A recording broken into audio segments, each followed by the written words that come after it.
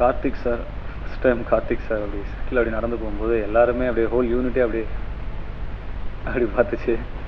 ஒரு ஒரு ஆணை அப்படி பார்க்குறது வந்து கார்த்திக் சாரை மட்டும்தான் இருக்கும்னு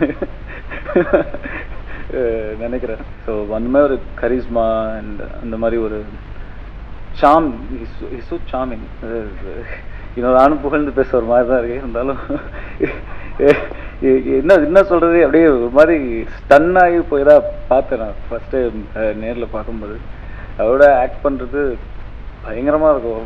இட்ஸ் பயங்கரமான எக்ஸ்பீரியன்ஸு. பொதுவாக நம்ம எவ்வளோ நடித்தாலும் ஆப்போசிட்டில் இருக்கிறவங்க கொஞ்சம் கரெக்டாக நமக்கு கொடுக்கல அப்படின்னா அது அந்த சீன் நமக்கு நம்மளாலும் எதிர்பார்த்த அளவுக்கு பண்ண முடியாமல் போயிடும். பட் கார்த்திக் சார் ஆப்போசிட்டில் இருக்கும்போது ஒரு செகண்ட் நீங்கள் லேகாக இருந்தீங்கன்னா அதுக்கப்புறம் ரொம்ப கஷ்டம் தான். அதுக்கப்புறம் நம்மளை பார்க்க மாட்டாங்க சீனில், அவரை மட்டும்தான் பார்ப்பாங்க. இது பார்த்தாது டப்பிங்கில் வேற அவர் நிறைய இடத்துல ஃபில்அப் பண்ணி நான் ஷாக்கு சார். இதுக்கப்புறம் நான் பேசுறது எல்லாமே வேஸ்ட் ஆகிடும் சார். அது அவ்வளோதான்.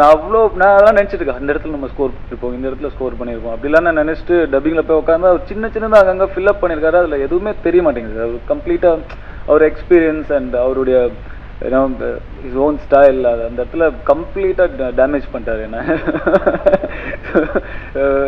But still I enjoyed working with him so much. ரொம்ப அழகாக வந்து அப்படிலாம் ஃபர்ஸ்ட் டைமே அப்படிதான் அவர் இன்ட்ரொடக்ஷனே அப்படிதான். நான் ரொம்ப பேக்கு மாதிரி சார் அப்படின்னா ஹவைமா அப்படின்னாரு. பயங்கரமா அப்படியே என்ன அப்படின்ட்டேன் நான் அப்படிதான்.